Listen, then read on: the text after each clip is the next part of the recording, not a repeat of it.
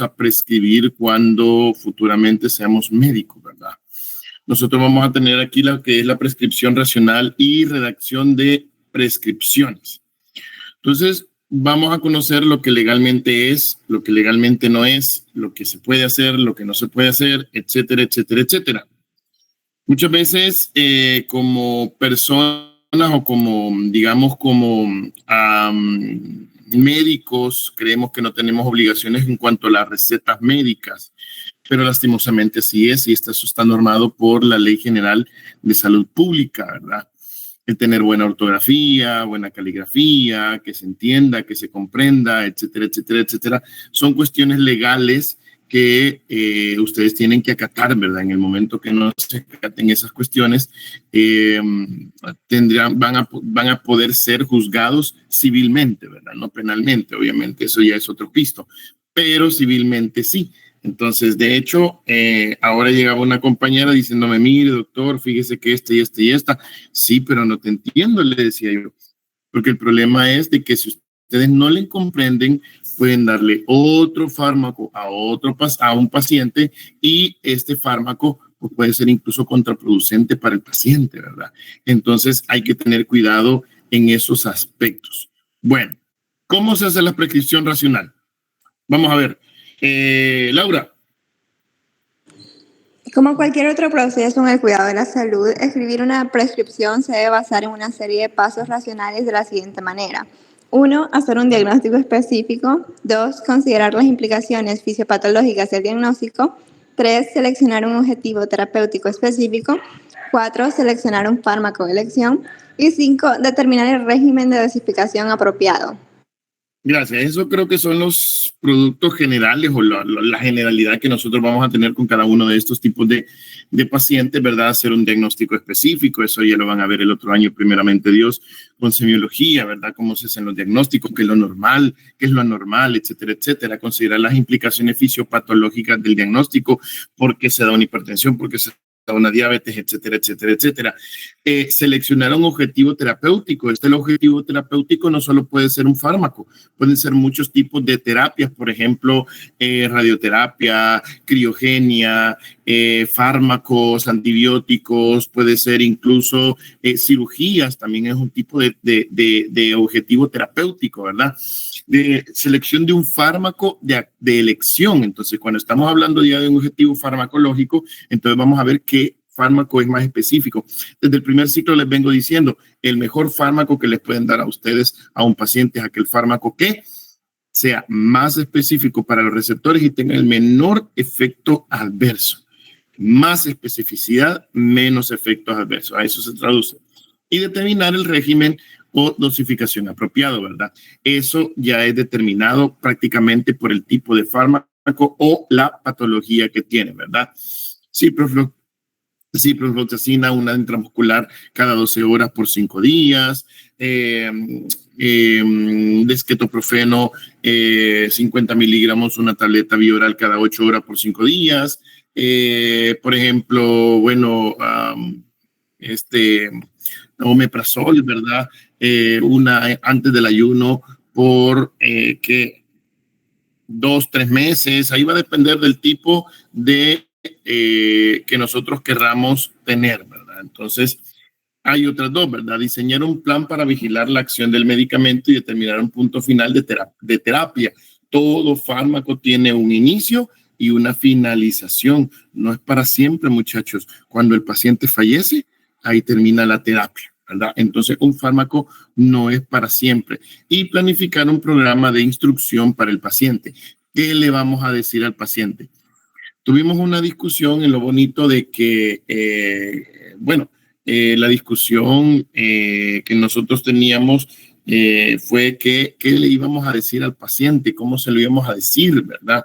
Cuando ustedes, por ejemplo, toman un electrocardiograma, miren niña fulana, miren niño fulano, vamos a hacer esto y esto y esto, no hablar con lenguaje técnico. Si yo me pongo, mire, es que usted tiene una epistaxis y una hematemesis por una disminución, o sea, eso no lo va a comprender el paciente. Entonces, todos esos detalles hay que explicarle, bajarle al nivel educacional de cada paciente.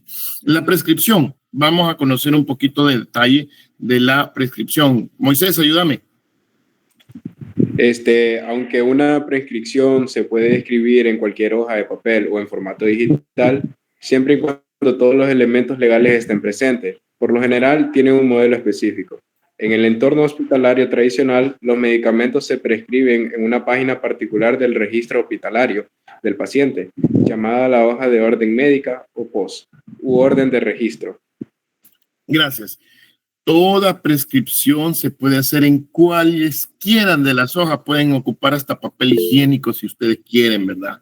Pero debe tener todos los elementos legales que estén presentes para poder hacer de este pedazo de papel higiénico o una servilleta una prescripción médica. Y van a ver ustedes, ya vamos a ver nosotros, más bien dicho, cuáles son los aspectos legales. Por ejemplo, vamos a ver, Sofía, Carla Sofía. No sé si está de nuevo en el... Bueno, la vez pasada estaba... Hola, aquí estoy. Una orden de registro típica podría ser la siguiente.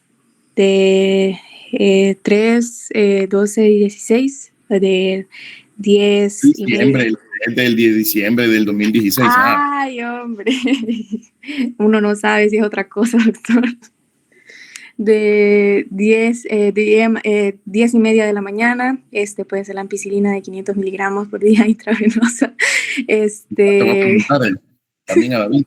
6 horas a 5 días, ácido acetilsalicílico 0.6 gramos vía rectal, por 6 horas, en una temperatura más de 38.3 Celsius o 101 Fahrenheit y firmado por Janet, por el nombre del... Ay, eso ya dejémoslo aparte, ¿verdad? Un registro tradicional es ¿verdad?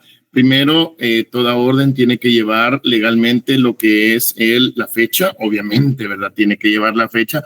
No van a darle ustedes una orden al paciente y a los 3 años la va a venir a retirar, ¿verdad? Eso no existe, ¿verdad? La orden tiene que tener un promedio aproximadamente de alrededor de un mes máximo, ¿verdad? Si en ese mes no se retira la receta, entonces eso ya queda invalidado. La hora no siempre es... digámoslo, la hora no siempre es un rigor, a menos que tenga una determinación específica, por ejemplo, en el caso de los fármacos que se utilizan a nivel hospitalario, ¿verdad? Hay que ponerle la hora para identificar la hora que se hizo la prescripción médica. Ampicilina 500 miligramos intravenoso, una cada 6 horas, por 5 días, ¿verdad? También tenemos el ácido acetilsalicílico, 0.6 gramos vía rectal, ¿verdad? Ahí tenemos también cada 6 horas por razones necesarias. Si la temperatura oscila mayor o igual de 38.3 grados centígrados o 101 Celsius. Y tiene que ir firmado y sellado por el médico. Si no va sellado, no vale. Y aquí tenemos una orden, ¿verdad? Las indicaciones generales, ¿verdad? Bueno, entre las indicaciones generales que nosotros vamos a tener en una orden hospitalaria, porque estamos hablando de una orden hospitalaria en este caso, ¿verdad? Primero, como les repetí, ¿verdad? Nombre y fecha. Por lo regular, bueno, ahora ya hay algunos, ya vamos a ver más adelante algunos tipos de prescripciones digitales, pero en algunos casos todavía, en la gran mayoría de casos de hospitales todavía se sigue siendo en hoja de papel y lápiz. Entonces vamos a tener ahí que ya la enfermera habrá rotulado al paciente, la hoja al paciente, ¿verdad? Don fulano, cama tal, registro tal, fecha y hora. Pero ustedes cuando llegan a hacer sus indicaciones van a tener una fecha y hora estipulada, por ejemplo, ¿verdad? Indicaciones generales. ¿Cómo van a empezar las indicaciones ustedes? Lugar de ingreso, ¿verdad? Si es la primera vez, ¿verdad? Obviamente, ¿verdad? Si es la primera vez que lo van a ingresar porque llegó de emergencia, ustedes le van a poner ingreso a primera medicina hombres, ingreso a nefrología, ingreso a cardiología, ingreso a gastroenterología, cirugía 1, cirugía 2, etcétera, etcétera, etcétera. Ya, si este paciente ya está ingresado, ¿verdad? O sea, ya es tercera, cuarta, quinta vez que lo van a ir a ver y le van a poner indicaciones, el lugar de ingreso ya no existe, ¿verdad? Sino que inician con lo que es la dieta. ¿Qué tipo de dieta le van a poner? Nada por boca, líquidos completos, semisólida, sin hiposódica, hipocalórica, hipercalórica. Eso va a depender del tipo. La dieta es bastante importante y es algo bien determinante que quizás como médicos no le prestamos mucha importancia, pero es importantísimo a la hora de un paciente. Signos vitales por turno, que es cada 8 horas, ¿verdad? Signos vitales cada 12, que bueno, a nivel hospitalario eso no existe. Signos vitales cada 6, cada 4, cada hora, dependiendo si el paciente está crítico, ¿verdad? Y se le puede incluir ahí lo que es el balance hídrico y diuresis horaria, ¿verdad? Ya más o menos conocen eso y lo van a ir a plasmar un poquito más el siguiente año. Reposo absoluto, reposo relativo, ¿qué tipo de reposo? Reposo 45 grados, reposo a 90 grados, ¿verdad? O sea, que la camilla esté a 90 grados, o sea, prácticamente el paciente va a estar sentado literalmente, o reposo 45 grados, que el paciente va a estar semiacostado, etcétera, ¿verdad? Cuidados especiales. En cuidados especiales vamos a tener por todos aquellos pacientes que vamos a tener algún tipo de cuidado especial con él. Vigilar estado neurológico, por ejemplo, vigilar si convulsiona, vigilar dolor abdominal. Eso se lo vamos a decir a enfermería prácticamente para que ellas estén pendientes de todo eso. Vamos con los fármacos. Fármacos endovenosos en soluciones. Siempre comenzar con los antibióticos. Toda la vida se empieza con los antibióticos si los antibióticos vienen en soluciones. Por ejemplo, la ciprofloxacina, la levofloxacina. Si ustedes van a poner algún antibiótico como la vancomicina en 100, 200, 300, 400, en 1 litro, en 20 litros. Si ustedes lo quieren meter de solución salina, siempre va al principio. Y de ahí el resto de fármacos. ¿Qué vamos a tener con el resto de fármacos? Bueno, el resto de fármacos lo vamos a entender con cualquier tipo de resto de fármacos en solución, ¿verdad? Ojo, ¿verdad? Aquí estamos hablando en solución, ¿sí? ¿Qué tipo de fármacos? Bueno, aquí podemos tener dimenhidrinatos, podemos tener, si lo van a poner en solución. Si no lo van a poner en solución, ¿verdad? Y lo van a poner en bolo, ¿verdad? Que es en 10 cc o en 20 cc de solución salina, ¿verdad? O sea, un jeringazo, entonces ya es otro pisto. Primero van a comenzar con los antibióticos. Ceftriaxona, 1 gramo endovenoso más 10 ml de solución salina normal cada 12 horas cada 12 horas. Ahí no se le pone fecha, en las cuestiones hospitalarias no se le pone cuánto tiempo porque va a depender de la evolución del paciente. Si el paciente se está 20 días en el hospital, pues en 20 días va a recibir antibiótico y ahí ya cambia un poquito la cosa. Siempre empezar con antibiótico y de ahí el resto de fármacos, ¿verdad? El resto de fármacos que lo vamos a tener en bolo, ¿sí? Dimenhidrinato, Sertal compuesta, ¿verdad? Buscapina, qué sé yo, omeprazol, lansoprazol, rabeprazol, y ahí van a poner condicionado, ¿verdad? Por ejemplo, dimenhidrinato 500 miligramos, una ampolla endovenosa cada 8 horas por vómito. Entonces, ya ahí están condicionando al personal de enfermería que la va a poner únicamente si el paciente presenta vómitos. Por náuseas o vómitos, mire, tengo ganas de vomitar, entonces ya va a enfermería. Pero si ustedes le ponen una ampolla cada 8 horas, bueno, entonces enfermería, independientemente si tenga náuseas o vómitos, se la va a colocar. Todos esos detalles hay que plasmarlos en las indicaciones hospitalarias. Y ahí van los demás.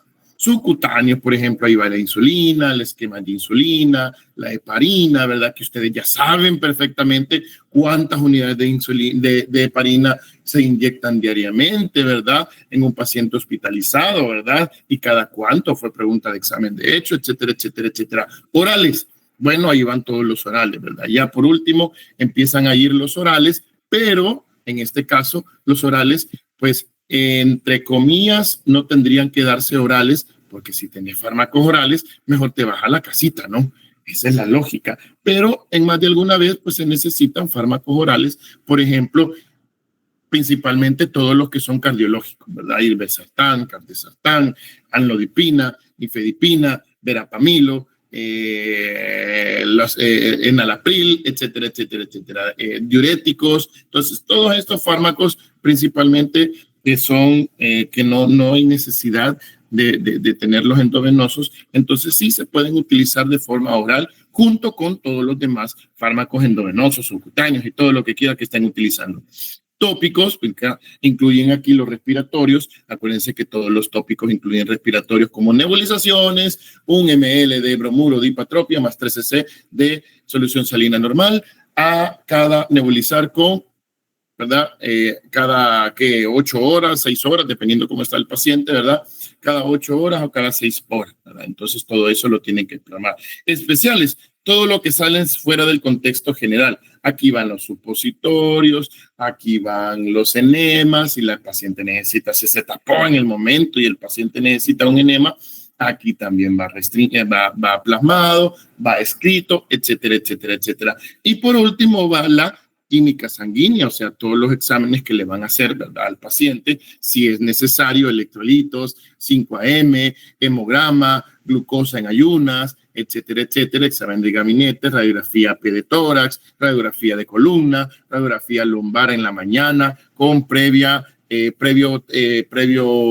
aseo del colon, ¿verdad? Ya se sabe la personal de enfermería que le va a meter su gran poco de aceite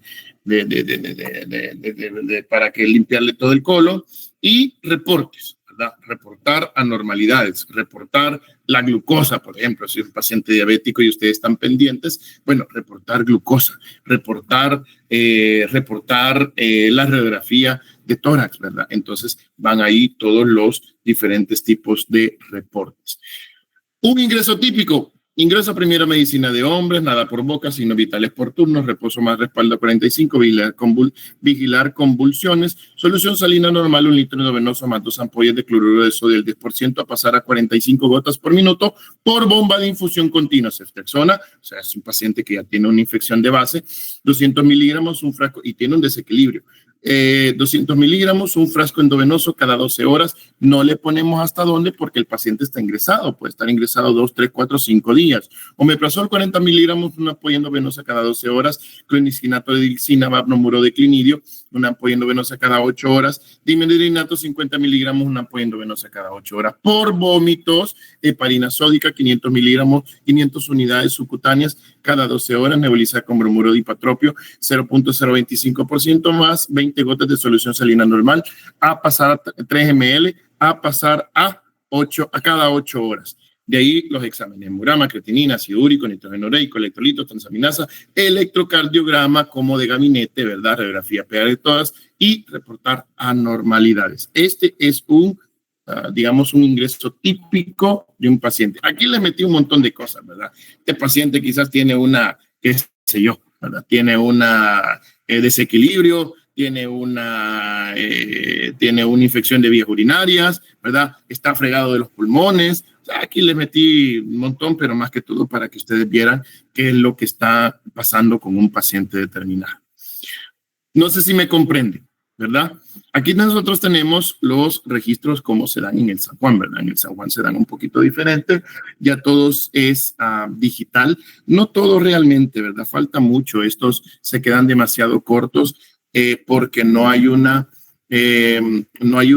intranet fuerte, ¿verdad? Una intranet es aquella donde vos, pones un examen, envías un examen, ¿verdad? Solo envías la muestra y los resultados te llegan directamente a la cama del paciente. Pero esto es un poquito complicado porque lastimosamente pues nos las queremos de picar de primermundistas, perdón, y somos tercermundistas, ¿verdad? Entonces algunas veces se pierden los volados, se quedan los volados, se quedan sin internet, etcétera, etcétera, etcétera, y estos volados no funcionan, ¿verdad? Pero vamos avanzando, digámoslo así, ¿verdad?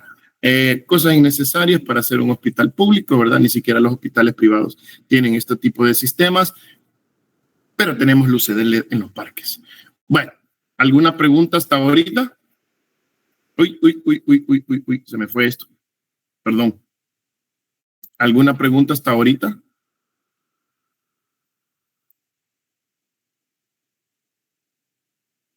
No. ¿Todo nice? ¿Todo nice? Espérense, que como lo destrabé, ahí está. Va. Bueno, si no hay preguntas, espero que se lo aprendan todas las indicaciones, ¿verdad? Por si al caso les pongo una paginita de indicaciones hospitalarias y les pregunto, ¿verdad? Cómo van las indicaciones de un paciente tal. Por si acaso, ¿verdad? Por si acaso. Va, entonces. Una pregunta. Ajá. Pero no nos va a poner así como nos puso ahorita el de, por ejemplo, que se le tenía que dar omeprazol, así como este que puso último del hombre, que incluso le puso la prescripción de creatinina, el hemograma o Se algo les así. puede preguntar de todo, Marina.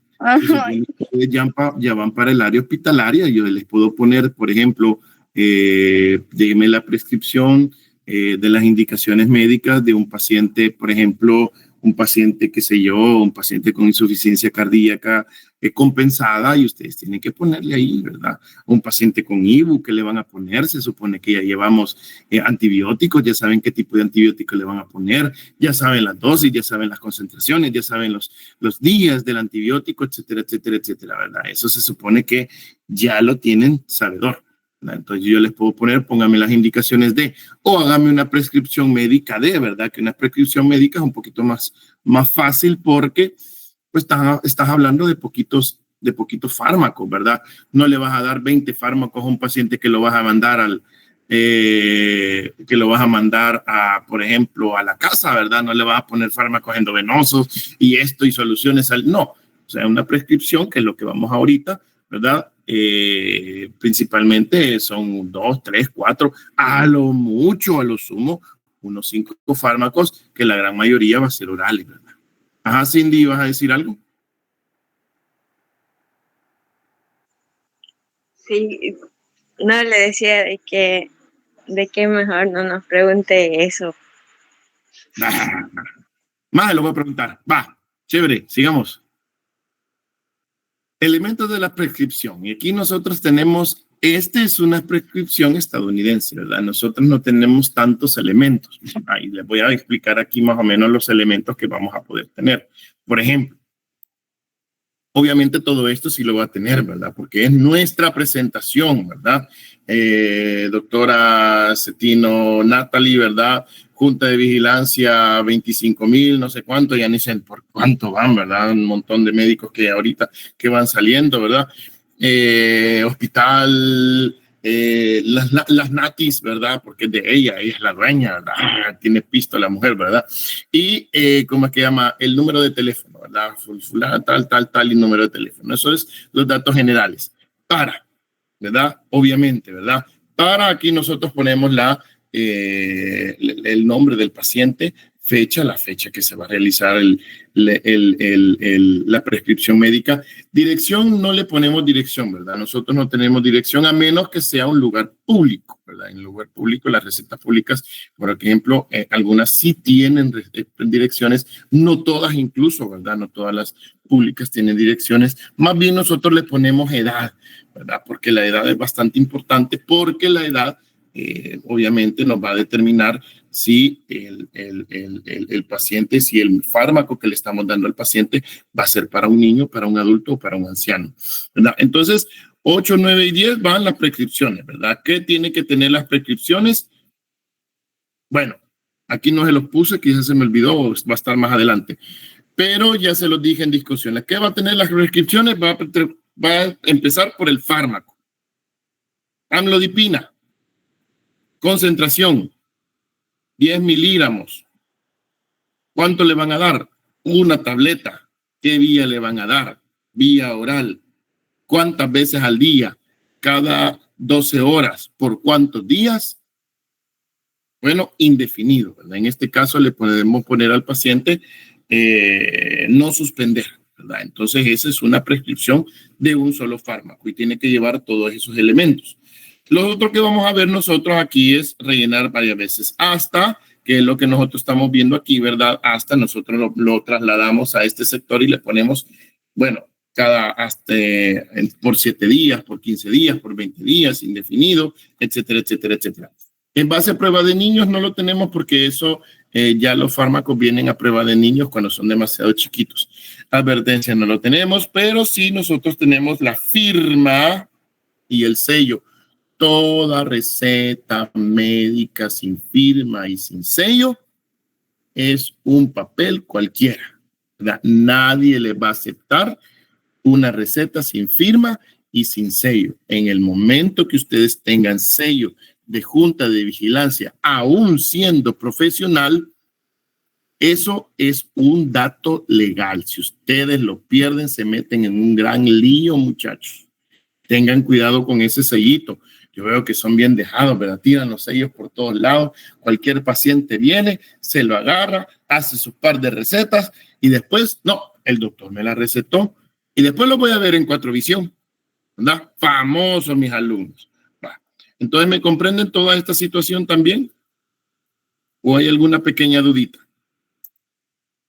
¿Vamos bien? Va, chévere. Sigamos entonces.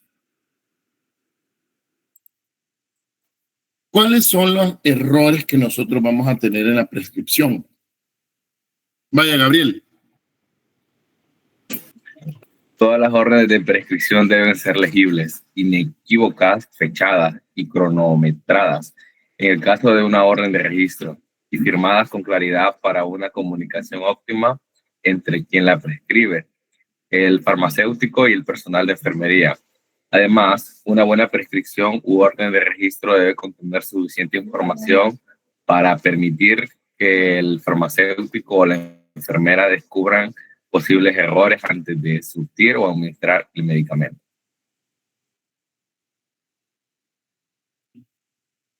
Vale, entonces, ¿cómo es que se llama? Ahí lo que nosotros estamos haciendo, ¿verdad? Tenemos varias cosas. Uno, la orden tiene que ser legible. Cuidado con esas letras, ¿verdad? Todas pandas y todas chuecas que yo me las puedo, ¿verdad? Que hasta cuesta leerla, ¿verdad? Y muchos de ustedes han perdido puntos porque yo no puedo leer lo que dice. Inequívocas. Tiene que ser, no tiene que tener manchones, borrones, ¿verdad? Si ustedes tuvieron un error por A o B motivos, tienen que volver a repetirlas, fechadas, cronometradas, en caso de orden de registro, firmadas con claridad para una comunicación óptima entre quien prescribe, el farmacéutico y el personal de enfermería, que es lo que les decía yo, que por eso les estoy ya calificando ortografía y caligrafía, ¿verdad? Si no se entienden las cosas, si no son iguales, si no van con las mismas cosas, entonces lastimosamente se le va a poner medio punto. Además de la buena prescripción, un orden de registro debe contener suficiente información para permitir que el farmacéutico o la enfermera descubra posibles errores antes de surtir o administrar el medicamento, ¿verdad? Entonces, todos los datos tienen que ponerlos ustedes. Vamos, Catherine, Guadalupe.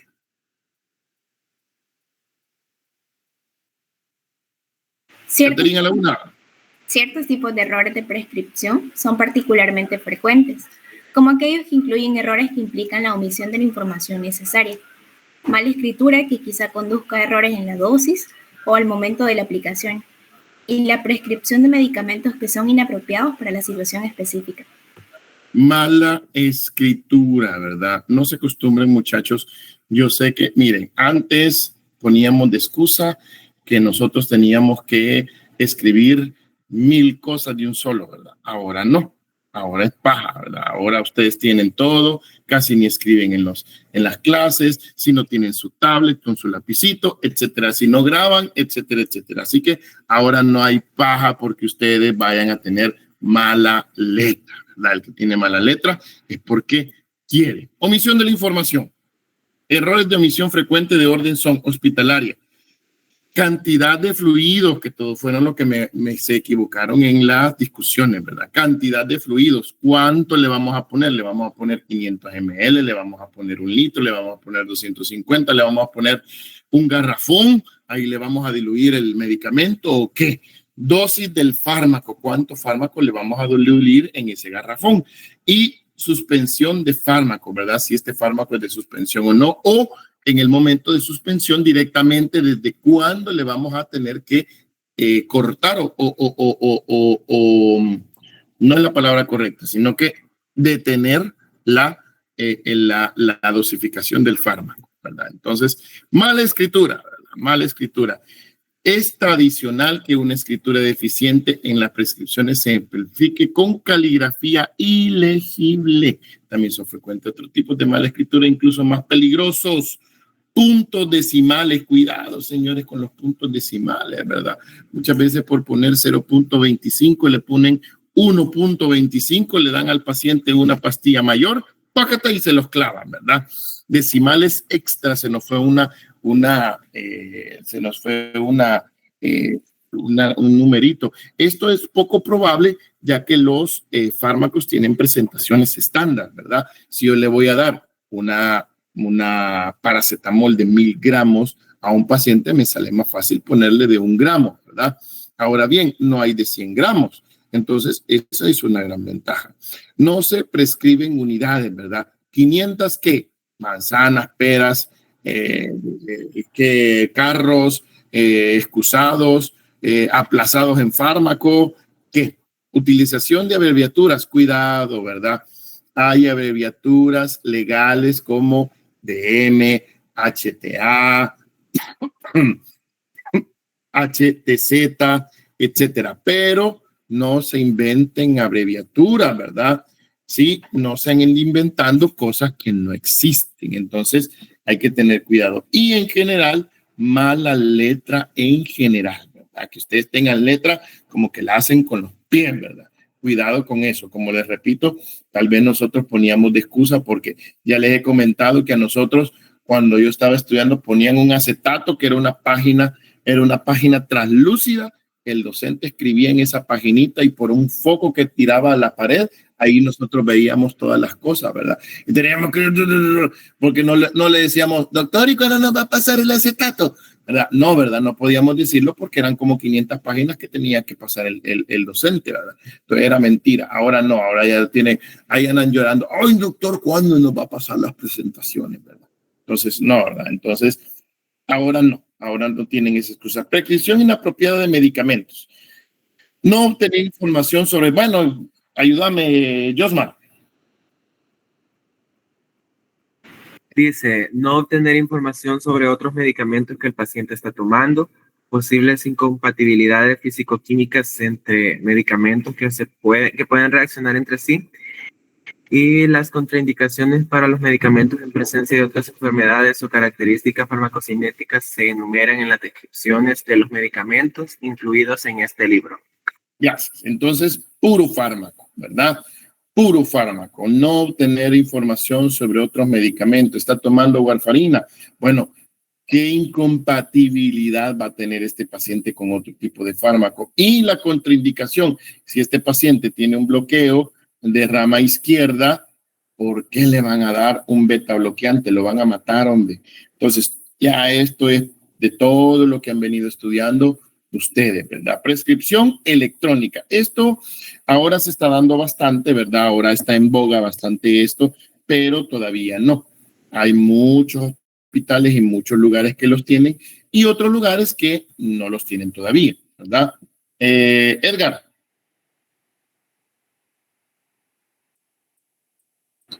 El 70% de las prescripciones en Estados Unidos ahora se elabora de manera electrónica. La prescripción electrónica proporciona un flujo electrónico de información entre quien prescribe, el intermediario, la farmacia y el plan de salud. En teoría, el tiempo para procesar las órdenes de prescripción debería reducirse y los pacientes tendrían sus medicamentos listos cuando llegaran a la farmacia. Aquí, gracias, todavía no es muy visto esto, ¿verdad? Aquí estamos hablando quizás el 20 o el 30% lo tienen, no todos lo tienen, ¿verdad? Porque estos equipos son bastante caros, porque hay que hacer una intranet bastante compleja y no todos los lugares, pero sí nos evitamos errores. Bueno, los errores en la prescripción siempre puede haber, pero al menos la mala letra nos la evitamos, ¿verdad? Que ya ese es otro pisto. Apego al tratamiento. David. Hola, buenas noches. El apego al tratamiento, también llamado adhesión, es la medida en que los pacientes siguen las instrucciones del tratamiento. Hay 4 tipos de incumplimiento que conducen a errores de medicación y a un aumento de los costos de atención médica, como se indica a continuación. Número 1, el paciente no logra obtener el medicamento. Número 2, el paciente no toma la medicación según lo prescrito. Dosificación inexacta, frecuencia de administración equivocada, sincronización o secuencia de administración inadecuada. Gracias. Aquí tenemos falta de apego al tratamiento, pero puede ser por parte del paciente, como no puede ser por parte del paciente. Por ejemplo, tenemos paciente no logra obtener el medicamento. Lo típico del seguro. Lo típico del seguro, ¿verdad? Pero le están dando salario a las candidatas de la feria, ¿verdad? O sea, tienen su salarito, ¿verdad? Pero no hay medicamentos, pero tienen su salario ellas, ¿verdad? El paciente no toma el medicamento según lo prescrito. ¿Por qué? Porque hay una dosificación inexacta. El médico se equivocó con la dosificación o la frecuencia que se iba a tomar los medicamentos. En vez de ponerle que se le iba a tomar cada 8 horas, se lo puso cada 12 o cada día, ¿verdad? No le está haciendo nada el medicamento al fármaco. Sincronización o secuencia de administración inadecuada. ¿Cuándo se va a tomar una pastilla y cuándo se va a tomar la otra pastilla? Vía o técnica de administración incorrecta, ¿verdad? Hay un chiste por ahí del indito que no sabía leer y que se iba cuando saliera el gallo, iba a meter una pastilla y cuando pasara el sereno iba a meter al supositorio. Ahora imagínense qué debe haber pasado, ¿verdad? Duplicación o toma de medicamentos para un propósito erróneo, ¿verdad? O sea, nosotros damos una pastilla y como hacemos comúnmente aquí, no, que venga a traer la receta por 6 meses, la misma. Por Dios, hombre, si un paciente en un mes puede compensar, como le van a dar el mismo medicamento sin ver los 6 meses. Eso es ridículo, ¿verdad? Pero bueno, tenemos salarito para las candidatas del carnaval, ¿verdad? El paciente interrumpe la medicación de forma prematura. Aquí sí son errores del paciente. Ay, es que ya me siento bien de las vías urinarias, ya no tengo infección, ya me voy a dejar de tomar el antibiótico. Eso es típico, ¿verdad? Y no me den paja que ustedes han hecho lo mismo. El paciente u otra persona toma medicamentos de manera inapropiada, ¿verdad? Muchas veces incluso en psicología van a ver un problema donde el paciente puede, bueno, no el paciente, sino que alguna persona puede tomar un fármaco solo porque sí. No me recuerdo la condición psiquiátrica, pero sí tiene un nombre determinado donde el paciente toma pastillas por tomar, ¿verdad? Y le quita las pastillas a la persona que sí la necesita, ¿verdad? Factores socioeconómicos, Oscar.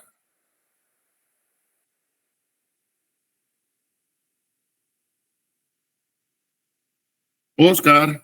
Hola. Yo creí que andabas en el baño de nuevo. Ajá. Costo de las prescripciones. Si bien el costo de fabricar el medicamento puede ser del 20% o menos del precio al por mayor, los costos mencionados contribuyen a encarecer el medicamento para el farmacéutico o el médico. Mayor costo de moléculas nuevas y precios indiscriminados de medicamentos según la adquisición de poderes. Vale, gracias. Entonces aquí tenemos un problema económico grave, ¿verdad?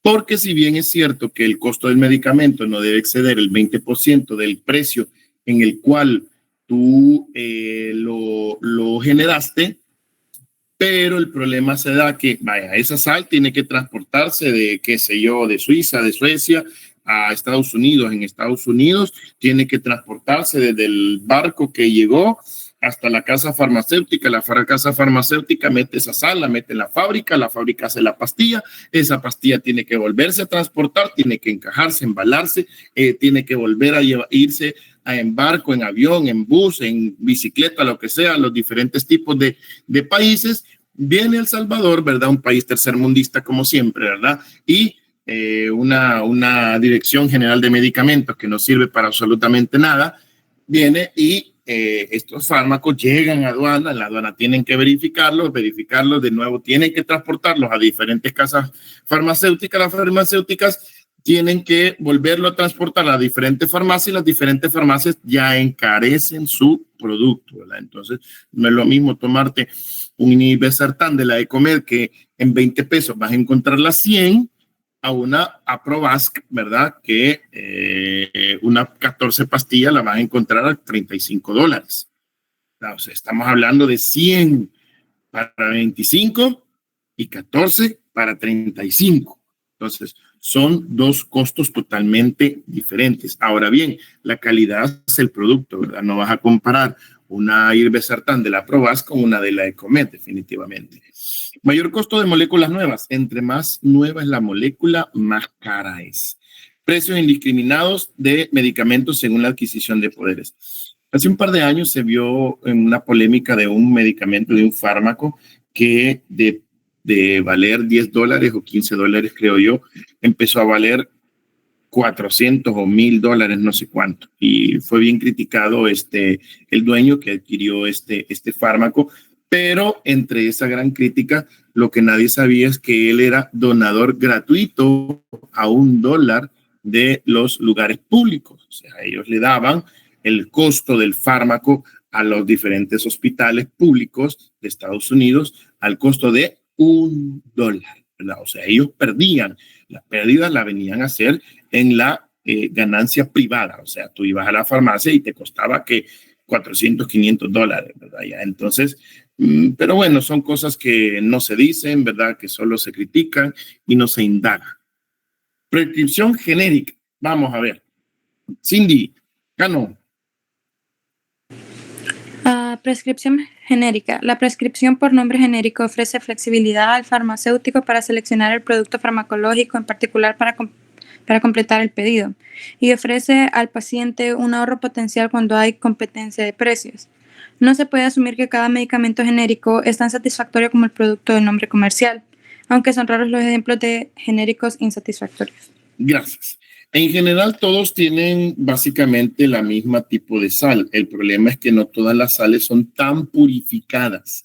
Y ahí es donde varía la potencia o la efectividad del fármaco. Por ejemplo, no vuelvo a repetir, no es lo mismo comprar 100 pastillas de la Ecomed, de la irbesartán en $25 o en 35, 14 de la Aprovasc, ¿verdad? Entonces, obviamente la Aprovasc es mucho mejor. La sal es mucho mejor, es mucho más purificada.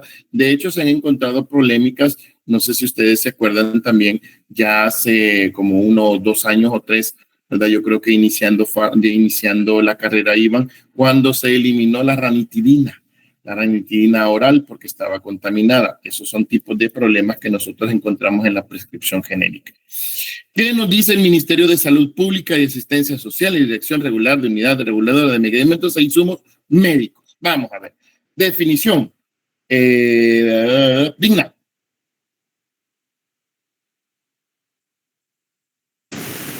Definición.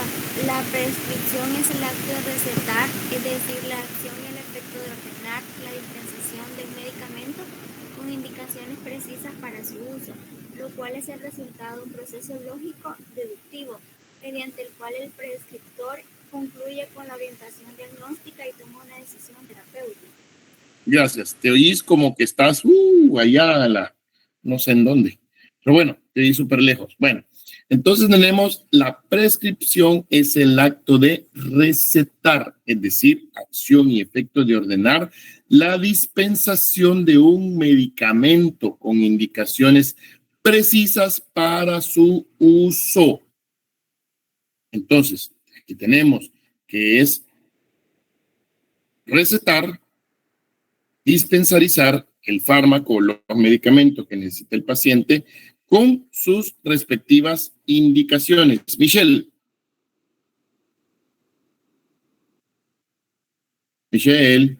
a la 1. Michelle a la 2. Michelle a la 3. Lucía. Beneficios de una buena prescripción. Maximiza la efectividad en el uso de los medicamentos, minimiza los riesgos a los que se somete el paciente al usar un medicamento y contribuye a racionalizar los costos de atención en salud. Vale, entre los beneficios de la prescripción creo que no hay más que explicar, creo que está bastante claro eso. Buena práctica de la prescripción. Vamos a ver. Nati. Buenas prácticas de prescripción. Aplicar las buenas prácticas de prescripción implica comprender la prescripción como un proceso en el cual deben considerarse los siguientes aspectos. Terapia razonada. Definir el problema de salud del paciente. Especificar el o los objetivos terapéuticos. Diseñar un esquema terapéutico apropiado para el paciente y formular la receta. Gracias. Entonces, la terapia razonada es definir el problema de salud, qué tipo de enfermedad tiene. Especificar el o los objetivos terapéuticos. ¿Qué es lo que le voy a dar? No solo son fármacos, lo vuelvo a repetir, esto tiene mucha relación con lo que dice el libro, porque esto es de lo que tenemos aquí, ¿verdad? Diseñar un esquema terapéutico apropiado para el paciente. Si ya sé qué es lo que tiene, me voy a enfocar en la terapéutica, ¿qué le voy a dar? Y formular la receta en este caso.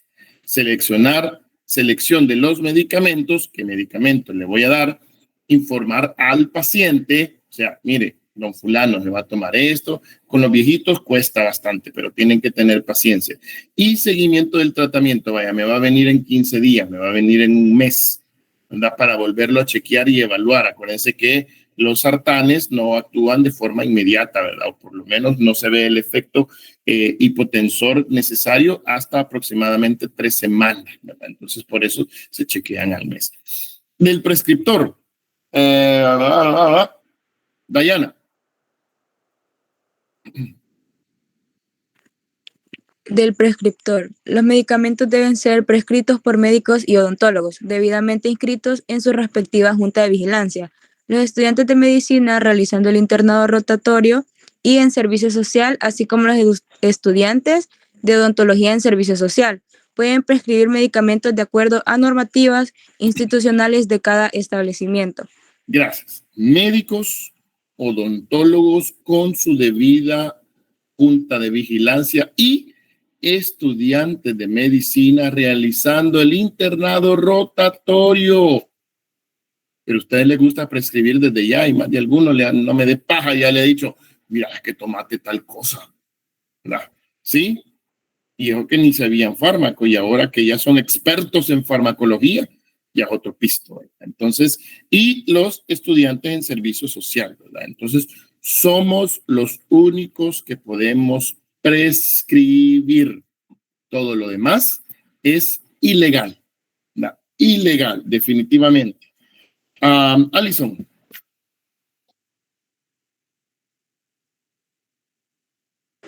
Alison, a la una. Las enfermeras y promotores de salud del primer nivel de atención están autorizados a entregar exclusivamente aquellos medicamentos utilizados en el programa específico al que han sido asignados, de acuerdo a las normas o protocolos del tratamiento establecido y vigentes. Gracias. Las enfermeras y los promotores pueden indicar o pueden hacer prescripciones únicamente y exclusivamente en el programa para el cual han sido entrenados. O sea, la enfermera no se va a poner a recetarle a un paciente hipertenso, por ejemplo, ¿verdad? A un paciente diabético. No, solo para los programas específicos en el cual han sido entrenados. Giselle.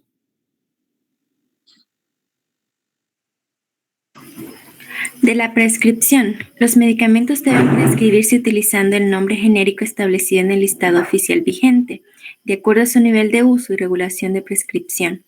La receta debe contener lugar y fecha de la prescripción, nombre completo del paciente y edad. Gracias, qué raro te doy la voz. Bueno, entonces tenemos ahí la prescripción, ¿verdad? Debe ser con el nombre genérico. Ahorita ustedes solo nombres genéricos se pueden, ¿verdad? Porque, por ejemplo, si nosotros agarramos la famosa acetaminofén, pues ahí va la Panadol, ¿qué más? La acetaminofén MK, que es nombre genérico, pero ya le ponen las siglas MK, la Winasorb, etcétera, etcétera, etcétera. Entonces hay varios nombres, igual de la Irbesartán, tenemos la Inservesartán de la Ecomed, tenemos la Aprovax, la Vasluten, etcétera. Entonces, ahorita solamente ustedes conocen nombres genéricos, ¿verdad?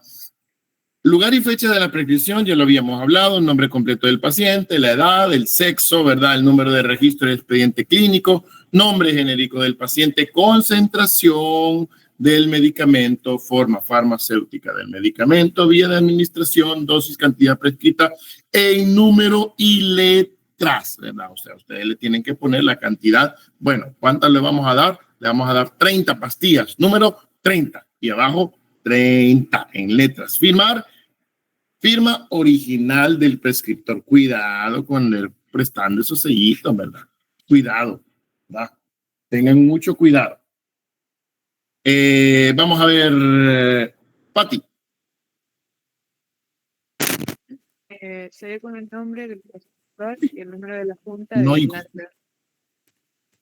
Se escucha. Sí. Sello de servicio del establecimiento de salud.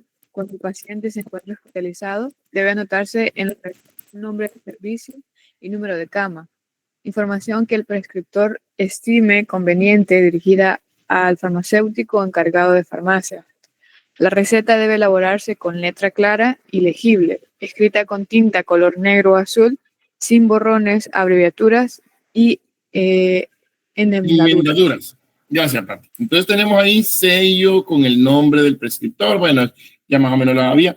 La receta debe elaborarse con letra clara y legible, escrita con color negro o azul. Algunas le ponen ahí color fucsia, rosado, morado. Eso es ilegal. Hablando lo que es real, es ilegal. Sin borrones, abreviaturas o enmendaduras. Si ustedes tienen algún error, tienen que volver a hacer la receta, ¿verdad? Sí, tienen que volverla a realizar. Denia. Denia la 1. Denia la 2. Aquí estoy. Ah. Queda estrictamente prohibido firmar recetas en blanco, sustituir la firma del prescriptor por un facsimile, colocar el nombre y número del expediente de otra persona diferente a la que hace uso del medicamento, escribir posologías, encuestas que proporcionen confusión, tales como 3x2x2, prescribir medicamentos que no sean productos de una consulta, lo que se conoce como recetas de complacencia. Gracias, ¿verdad? Firmar recetas en blanco, nunca firmen nada, hombre. Les pueden sacar un medicamento controlado y después en 4Visión, ¿verdad? Ahí va Moisés, chica, mano. Famoso Moisés, ¿verdad? ¿Sí? Ese fue mi alumno, les voy a decir, ¿sí? Nunca firmen recetas en blanco, ¿verdad? Nunca hay que sustituir la firma del médico. Hace ya un par de años también cacharon a una persona creo yo que era un vigilante o no sé qué, de servicio, era con el montón de sellos de un montón de médicos que se había robado. O sea, tenía como 25 o 30 o 35 sellos. Él vendía las recetas. Entonces lo cacharon y eso es ilegal, ¿verdad? Prescribir medicamentos que no sean productos de una consulta. Ay, mira,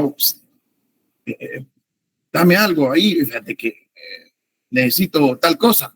Y la prescriben, ¿verdad? No, ¿verdad? Tengan mucho cuidado con eso. Se están metiendo en una cosa ilegal. La autoprescripción, ¿verdad? Obviamente, ¿verdad? No, yo me siento mal, yo me voy a recetar, ¿verdad? No, si ustedes tienen algún chero, mira, fíjate, dame esto y esto y esto, pues no hay otro problema. La dispensación de medicamentos prescritos por médicos, estudiantes de medicina en servicios sociodontólogos e internos ajenos a la institución. Por ejemplo, si ustedes están en el Hospital San Juan de Dios de San Miguel y ahí están recetando porque tienen autorización como médicos internos, no pueden ir a San Salvador, al Rosales o al San Juan de Santa Ana. Si ustedes están ahí en el ECO de Putumay Camone, la Ceiba Preñada, no se rían, que son nombres de cantones y caseríos reales, ¿verdad? No van a ir allá Agualindo abajo, Calzontes arriba, ¿verdad? No se rían tampoco, que son nombres reales y se vino el agua, ¿verdad?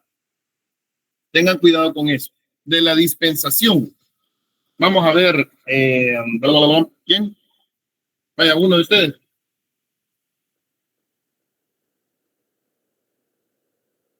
Rápido, niños. De la dispensación, la vigilancia de la vigencia de la receta para que puedan ser dispensadas será de un máximo de 3 días después de expedida para pacientes ambulatorios y de 24 horas para las de pacientes intrahospitalarios y debe mantenerse legible sin alteraciones al momento de dispensarla.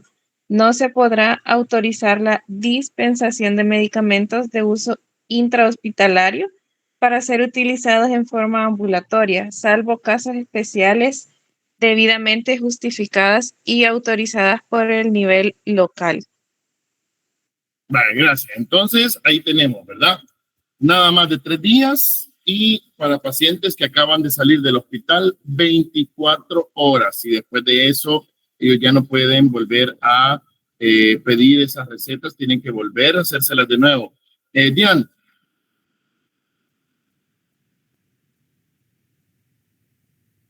Diane.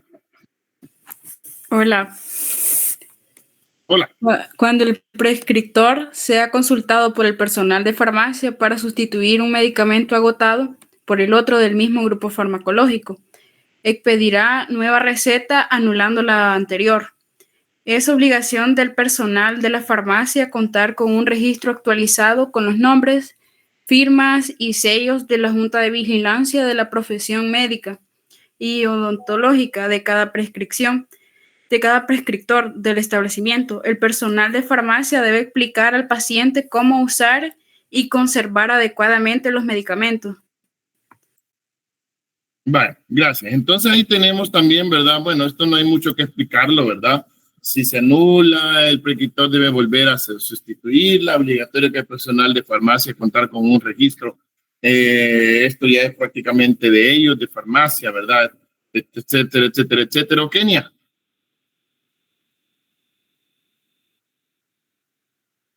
Kenia la 1. Kenia la 2. Permítame, doctor, que tengo una gran bulla aquí. Vas. Silencio. Será de obligatoriedad que las direcciones regionales de salud y hospitales nacionales lleven un libro de control para el registro de los medicamentos controlados.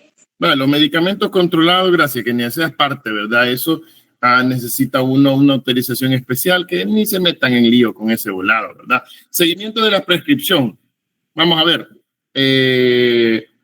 ¿Quién ahí?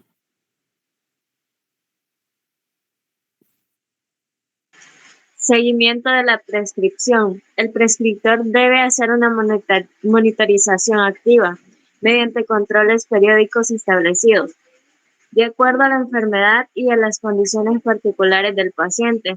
Si no se evidencia mejoría en el paciente, deben evaluarse el diagnóstico, objetivo terapéutico, la prescripción realizada, cumplimiento del tratamiento o posible falla terapéutica del medicamento.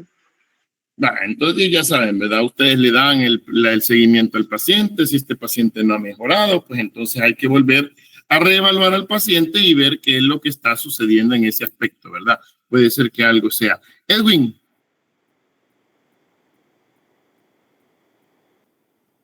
Edwin a la 1. Edwin a la 2. Si se sospecha de falla terapéutica, el prescriptor debe de notificarlo por medio de la hoja blanca de notificación de sospecha de falla terapéutica, el reporte respectivo, siguiendo el proceso establecido por el sistema de farmacovigilancia del MSPAS. Si se sospecha de reacciones adversas a medicamentos, se debe evaluar la severidad y, de acuerdo a la magnitud, decidir la conveniencia de continuar, modificar o suspender el tratamiento. Gracias. Entonces ahí tenemos, ¿verdad? Bueno, eso prácticamente es de cada uno de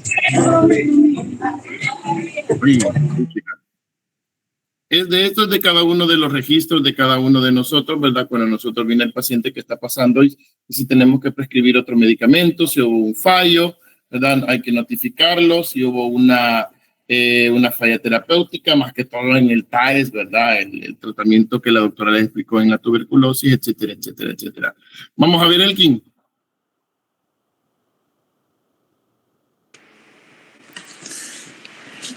El prescriptor deberá reportarlo por medio de la hoja amarilla de reporte de notificación de sospecha de reacción adversa de medicamentos siguiendo el proceso establecido por el Sistema de Farmacovigilancia del Ministerio de Salud Pública y Asistencia Social. Bueno, en este es un reporte que se hace directamente, ¿verdad? De una hoja amarilla. Esto ya es un protocolo que nosotros seguimos cuando hay una situación así. Errores. Vamos con los errores ahorita en lo que es el proceso de medicación. Evelyn. Errores en el proceso de medicación. Generalidades.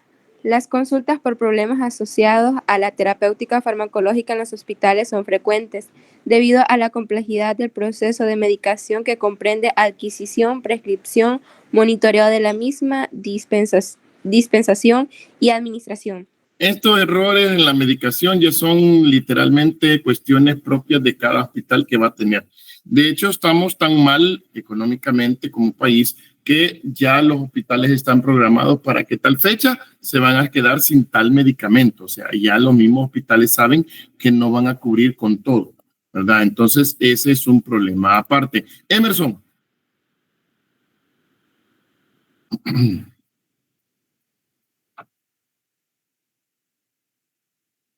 Emerson a la 1.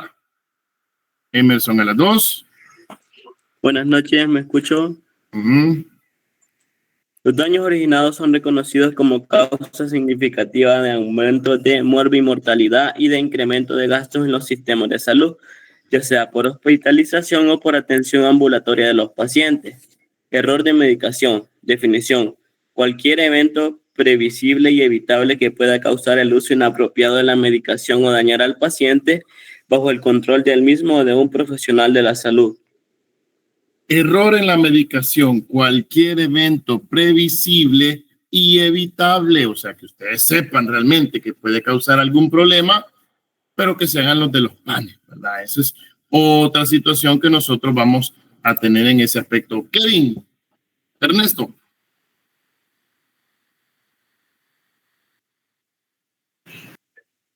Dichos eventos pueden estar relacionados con la práctica profesional, productos, procedimientos y sistemas, incluyendo la prescripción, órdenes comunicadas oralmente, distribución, etiquetado, embalaje y nomenclatura, monitoreo y uso. Factores que influyen en el proceso del uso de la medicación. Información sobre el paciente. Hay trabajos que muestran que el 18% de las reacciones adversas evitables a medicamentos eran provocadas por la falta de información adecuada de los pacientes antes de la prescripción, dispensación y administración. Ya, entonces ahí tenemos que, bueno, estos ya son errores propios de, en cuestiones de la dispensarización del medicamento, o sea, de lo que le van a dar al paciente, ya es cuestión del hospital, del farmacéutico y de todas las cosas que van a tener. Ivania. Es muy importante contar con información médica y clínica, es decir, edad, peso, alergia, diagnóstico, valores de laboratorio, signos vitales, etc.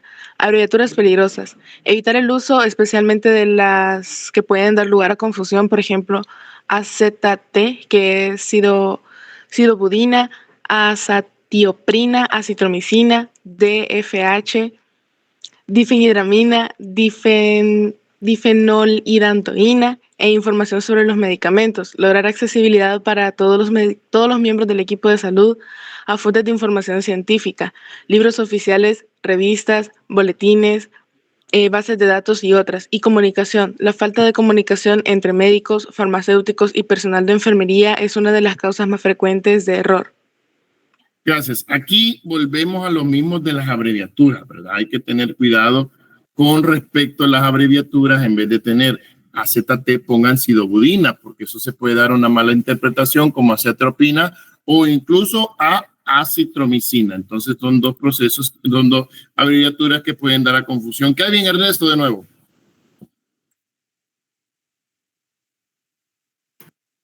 Etiquetado, embalaje y nomenclatura. Restringir el stock de medicamentos potencialmente peligrosos en los servicios de hospitalización. Contar con un sistema de dosis unitarias, estandarizadas, horarios de medicación y las concentraciones adecuadas. Establecer el correcto etiquetado de todas las soluciones a infundir por cualquier vía, con la identificación del paciente que la recibe. Educación continua del personal. Es una estrategia importante en la prevención de errores, haciendo hincapié en los medicamentos agregados al listado oficial vigente. Emitir alertas sobre los medicamentos con alto potencial para producir daño, mediante el monitoreo de reacciones adversas, protocolos y procedimientos relacionados al uso de los medicamentos y dispositivos para la administración de los mismos. Pues entonces, aquí tenemos nosotros que si ustedes se van a fijar, por lo regular, cuando vayan al área clínica, el otro año ustedes van a ver que van a tener poquitas ampollitas, ¿verdad? Tienen los fármacos que se van a administrar durante el día, ¿verdad? Durante el día. No van a tener allí, por ejemplo, 60 ketorolaco, 80 ketorolaco, 90 de esquetoprofeno, no. Solamente la que van a utilizar en cada paciente durante el día. Y cuando la vayan a administrar, ustedes van a ver que la enfermera pone el montón de jeringuitas y le ponen paciente tal, paciente. Yo no sé si le ponen aquí cama tal o paciente tal, pero lo ideal fuera fármaco y paciente para evitar cualquier tipo de errores, ¿verdad? Entonces todo eso lo van a ir a ver el otro ciclo, mediante Dios permita, para que ustedes puedan ver. Helen. Educación al paciente es el último eslabón del proceso de mediación, por lo tanto deben contar con información acerca de los nombres genéricos, indicaciones, dosis usuales, posibles efectos adversos e interacciones con otros medicamentos y alimentos, y establecimiento un adecuado nivel de alerta. Estableciendo, un adecuado nivel de alerta. Esto de la educación al paciente es bien complicado, ¿verdad? Porque ustedes van a ver, y una pastillita blanca me están dando, doctor. ¿Cuántas miles de pastillas blancas hay, verdad? Entonces, esto es bien complicado y muchas veces, más que todo cuando son abuelitos, por más que se les explique, ellos no comprenden. Lo que yo hago en mi práctica personal es mejor le digo, mire, anden generalmente la gran mayoría de fármacos, la cajita, la lengüita chiquita que tienen que es la que cierra uno, la que destapa la cajita, ¿verdad? Esa tiene por lo regular el medicamento, entonces el nombre del medicamento, entonces se les dice, que anden con los blisters, ¿verdad? Algunas veces el problema es que los blisters ya los andan todos usados, o sea, ya no tienen ningún medicamento y como todos los han sacado, ya no se les mira el nombre, ¿verdad? Entonces, que anden con la cajita vacía, ¿verdad? También se les puede decir para que ellos más o menos, que nosotros más o menos comprendamos. Bueno, muchachos, preguntas, dudas, comentarios, alegatos, chistes, chambres, invitaciones a la pampa. Estudiar para aprender y enseñar, aprender, enseñar y curar, ¿verdad? Ustedes deben de aprender, estudiar, más bien dicho, para aprender, para tener sus conocimientos sólidos, poder enseñar a los demás, porque quieras o no, por muy viejito que estemos, ¿verdad? O sea, algún viejito se van a topar y tienen que enseñarle, ¿verdad? Tienen que enseñarle incluso cómo van a hacer las cosas y al final también pues curar, ¿verdad? Que es el objetivo de todos nosotros, el hacer la curación de cada uno de los pacientes que nosotros tenemos. Hay que ser empático con el dolor, no se echen zancadilla, no sean chuchos, ¿verdad? A la hora de estar con un compañero, échenle la mano. Mira, si no has terminado, te puedo ayudar yo. Mira, si estás malo, te puedo ayudar yo. Mira, si andas enfermo, te puedo ayudar yo. Hay un dicho que dice que no hay peor médico, no hay peor compañero que otro compañero, ¿verdad? Entonces, hay que tratar la manera en ese aspecto de ser mejores, ¿verdad? Marvin, no sé, o no sé, medio vi una mano ahí que estaba levantándose, ¿no? ¿Alguna pregunta? No. Bueno, señores, lástima, no la recibimos presencial, me hubiera gustado verlo, ¿verdad? Un año más, ¿verdad? Un año más que pasa. Feliz cumpleaños, quien está cumpliendo año. Entonces, nos vamos a ver primeramente Dios el otro año, ¿verdad? y espero yo en cuarto, obviamente, ¿verdad? Nos vamos a ver en el cuarto examen. Esta es la última clase para mí. Fue un gustazo tenerlos y espero yo que por lo menos no se hueven. Si en algo están malos, les vuelvo a repetir, uno no sabe qué va a pasar en las últimas de cambio. No se hueven, no se chiquen, para adelante. Y si en algún dado caso dejan una materia, adelante. No hay mejor ejemplo que su servidor, que dejó farmacología 1. ¿Da? Nos vemos, primeramente Dios, la otra semana. Cuídense. Dios los bendiga.